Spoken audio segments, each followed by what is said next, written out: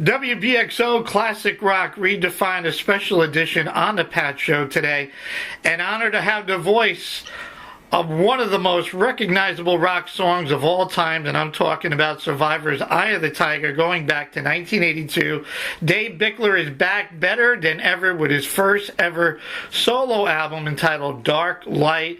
Dave is a Grammy winner because of Eye of the Tiger, of course, singer-songwriter, and an incredible musician. Welcome, Dave. Hey, thanks for having me, Pat. Great to be with you. No, thank you very much for your time. Before I get into the whole Survivor and the Eye of the Tiger and certainly promoting your solo album, I like to start off on how it all started with you, and I do my diligence and prepare for a chat with any of the musicians, and I see, like you, like many, the Ed Sullivan Show and the Beatles was really the thing that got you started or got you hooked into music. Is that correct?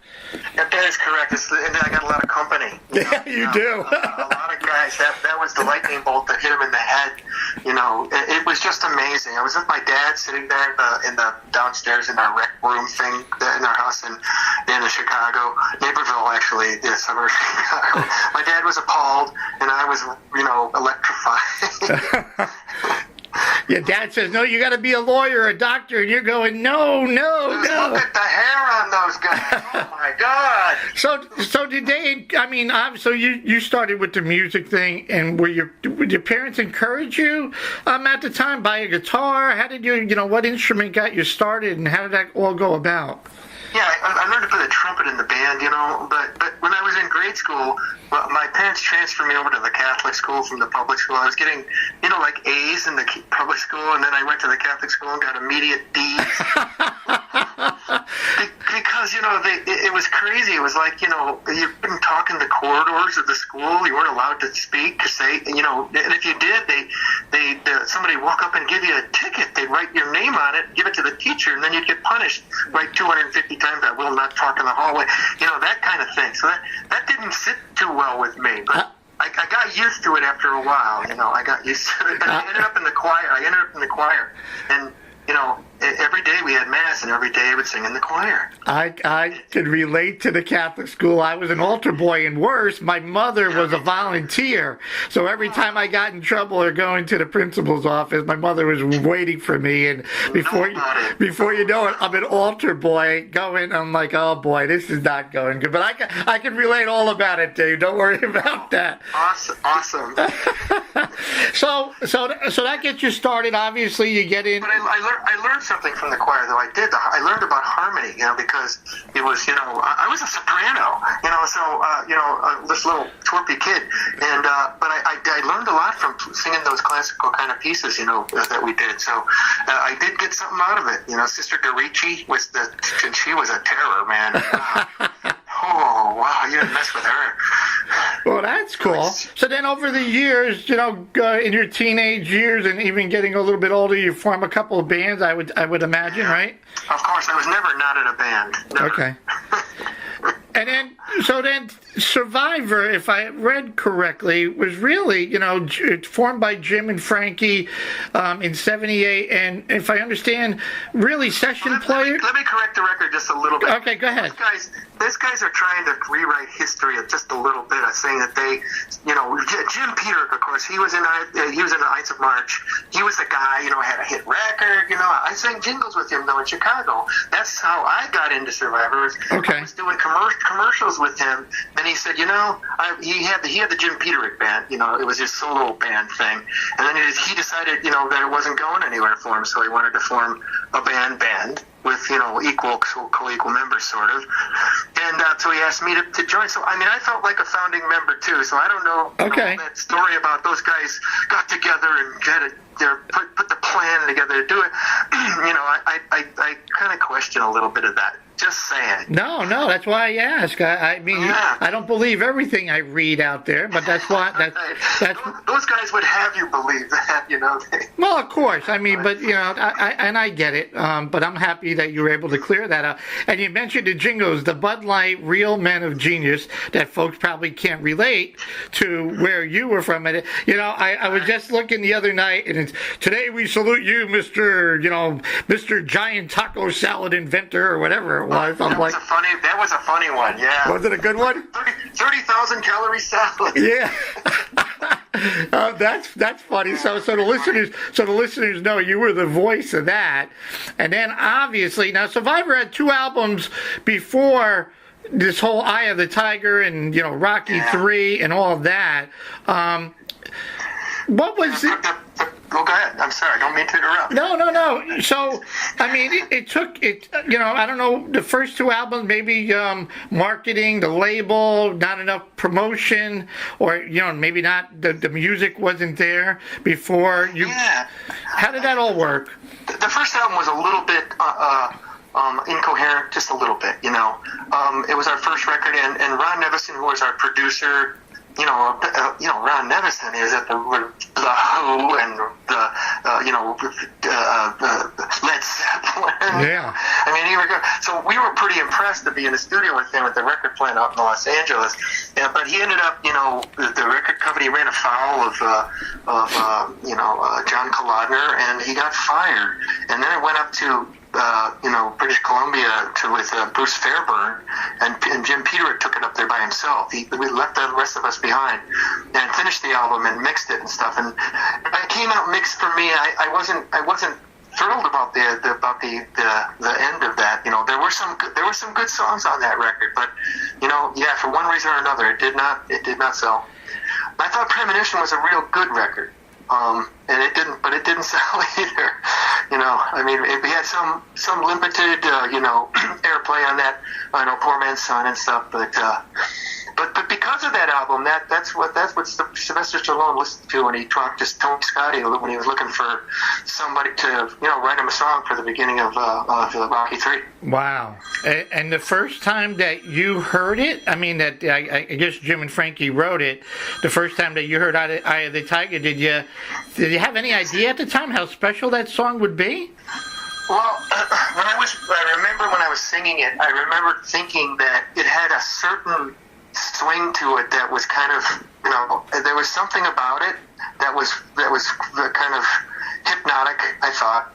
But I couldn't have imagined that, it would have, taken off the way it did. Except, of course, the one other thing was that if it was going to be in the front of Rocky 3, well, that's something. Oh yeah, no doubt. There's you don't need a promotion team from your record. You got it already automatic. That song just matched up with the movie. I mean, I remember watching it, and everybody, I wanted to get into boxing and be the next Rocky, Sylvester Stallone, work out every day and kick ass and take on the world. I mean, that song was just magnificent. And then with MTV, the video and stuff like that, it was like, wow. A lot of things came together, yes, at the right place and the right time. Yeah, and they used you guys. Now you left the band, and I know they used you guys with Burning Heart and Rocky IV. So Survivor still kept going. I mean, you guys were like. They did. Well, they luckily they happened on Jim Jamison, so they were really lucky there because he's a great singer. He was a great singer. Yeah. But now, I mean, 37-year anniversary of the song. Looking back, Dave, what goes through you going, man? It was like yesterday, no? No. It's a lot of water. I feel a lot of water under the bridge. No, but I remember a lot of it. I mean, I remember all that stuff that went on, even though I was slightly addled, at that time and place, and an awful lot of drugs around. Well, I can understand that, and I mean, you were in the band, back in, out, and if I read correctly, like anything else, it's a family, and there's going to be conflicts, personalities, this and that. But I'm sure musically, when all the egos and everything goes away, musically there was certainly a chemistry there between all you guys at one point. Oh yeah, it was a lot of fun making that record. It was that was before, but of course what happens is there's nothing like success. Right. to screw things up. Right. suddenly it's all the stakes are bigger, and there's all kinds of wolves circling around and sharks and all of that. Yeah. Well, let's talk about talking about a great album, Darklight. I mean, wow. I know it took a little time, but for you to get out there. But man, every song is very radio friendly, very modern sound. I mean, I've listened to it numerous times and can't wait to start playing tracks. You write all your music.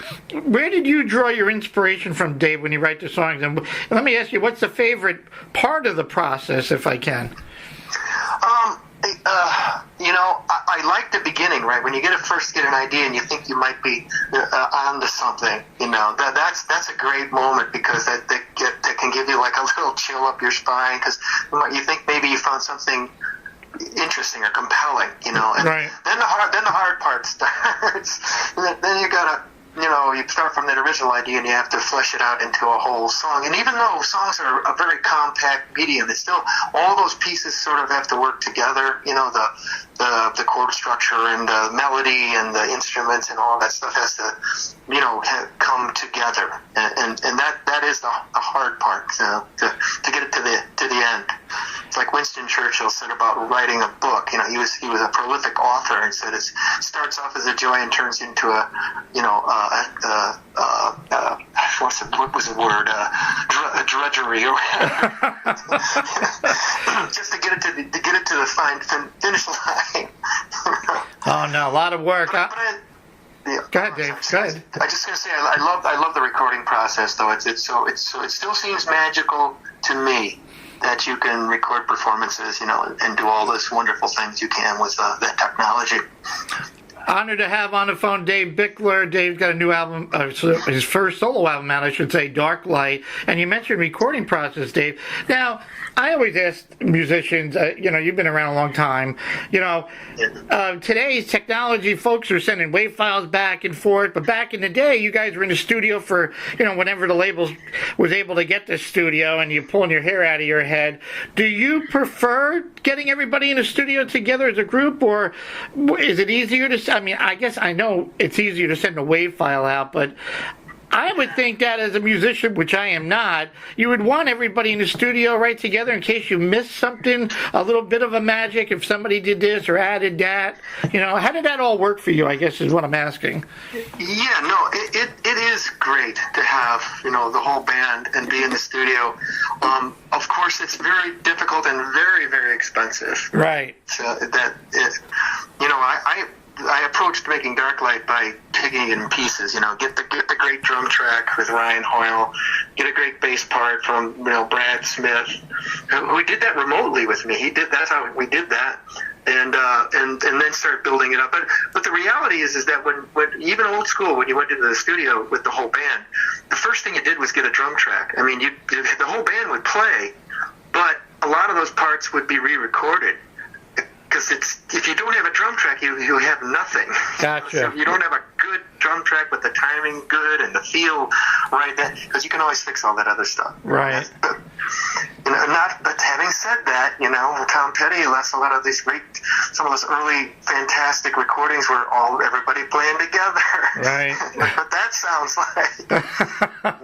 Well, let me ask you, Darklight, listening to all the songs numerous times and knowing the titles, The Hope, The Fear of the Dark, The Always You, The Sky is Falling. There's some contrast there.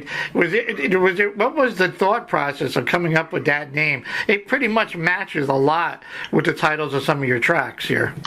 Well, that's kind of it. I thought that there's some songs that are very light, magic, or Sea of Green, perhaps, and then of course Fear of the Dark, which is about, that was in my mind thinking about, somebody being a terrorist, a bomber. I don't know why I felt want to write a song about that, but I just, it's just such a disturbing concept, But so there's the dark part.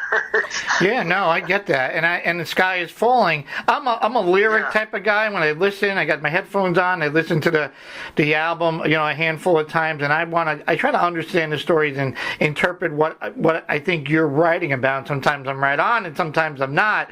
And like Fear of the Dark, it's a lot different track than the other songs. The drums are great, very dark, and I got death. I got right away. I got this idea about death, fear of dying, and I don't know if I was right or not, but that's what I got. You close your eyes. I don't know about. I didn't think about terrorists, but I thought about when you close your eyes and the boogeyman's going to come, or a nightmare or something, or death. That's how I got out of it. Well, death is definitely involved in that. But the concept being, in my mind, that the idea that you're going to die to live again. To waste your life, throw your life away because of a promise of, and I'm not sure. I'm an agnostic, I guess I would have to call myself as far as the afterlife goes. But it just seems like the most crazy thing to me, to do something like that, And it's something I've often thought about and wondered what drives people to do it. And I know religion and, many things, can drive somebody to do something like that. But it's just... No, I hear you. Disturbing part of human nature. I love Hope. I think it's a perfect fit as the first song of the album, the CD. Kaleidoscope. I got reflecting on your own life through light, maybe. Yeah, it actually is my wife's life. Oh, okay. Because I came up with these. She was talking. She reminded me. I was talking to her a little while ago about. We were in the car going to her mom and dad's, and she started. She gets this stream of consciousness going. It's just like a Tourette's kind of thing. And I said, your mind is like a kaleidoscope. And then she wrote something else after I said that. She wrote all these words down, and that's where all those lyrics came from. Wow. Thinking about sort of her life. So. Nice. God, you got to keep her around. She's a songwriter and doesn't even realize it. I'm telling you. I love Magic. Always You. I didn't know if it was about a specific person or directed as, in general, a person, like in doing the right thing. It's kind of, I was thinking about myself. Okay. Right thing. Yeah, that's what that was my thinking about your conscience, and, it usually tells you when you shouldn't do something, and you should listen. Right, Dave, you got the good angel, and then you got the bad angel. We're going back to Catholic school. Here we go, Dave. Don't do that, Dave. No, you can do that. They made us feel guilty. I could tell you a story about that, but I don't want to. I'll save that for the studio. Next time, yeah, when I come over to hang out with you, you can tell me. I write left-handed. I'll leave it at that. I became a lefty. You're the devil. Yes. The devil. Yes. They said no, and I said no. And at one point, I could do both, and I said no. I became a lefty, and I was the devil. Angel Heart. You were ambidextrous for Yes. Cool. Angel Heart, a wonderful ballad, and I think my favorite is really Sea of Green. I don't know. I think. Wow. Yeah. I'm glad. I like that song a lot. And it has the story behind Sea of Green is that when I was like a 20-something, I would take a trip in the springtime drive out to Colorado. And if you drive, up into towards Denver and go up into the Rocky Mountains, up towards Rocky Mountain National Park, you go out through these rock walls. It's a pass, and you come out at the top at some point. You come out coming into the park, and there's this huge valley. And at that time of year, it's all green, and it's just about the experience of being there, in Colorado, and the trees and the mountains. It's just it's so spiritual, and nice. It's just magic, So that's what that song's about. Nah, it's on my. It never left me that feeling, It's on my bucket list. I got to get to Red Rocks one of these days. I definitely got it. Yeah, I got to check that out. That is a cool place. I saw. I'll remember in a minute. And, I saw somebody there. It was great. And the last track, "The Sky Is Falling," and I didn't know if it was about today's environment or the world or where you. It is. Okay. It is. Okay. I figured. Correct. I figured something told me. Well, I think he's talking about today. Yeah, I think a lot about that stuff. I have a son. He's 18. The world that we're going to leave for him, and it's man. Yeah. No, it's as a parent, I get it, and I always wonder what's in store down the road, and sometimes I get kind of nervous about the whole thing. I'm pretty nervous. Yeah. Been out to Vegas, and you go to Lake Mead, and I see where the water level is and where it used to be, and I go, wow. Yeah, Glacier National Park. I was born in North Dakota, and my extended family up there, they would go to Glacier National Park for vacation. There's no glacier there anymore. Wow. It's gone. Yeah, that there's something. A bunch of us need to wake up here and look at that whole thing. The album is called Darklight, and I encourage everybody to buy it, as I always do.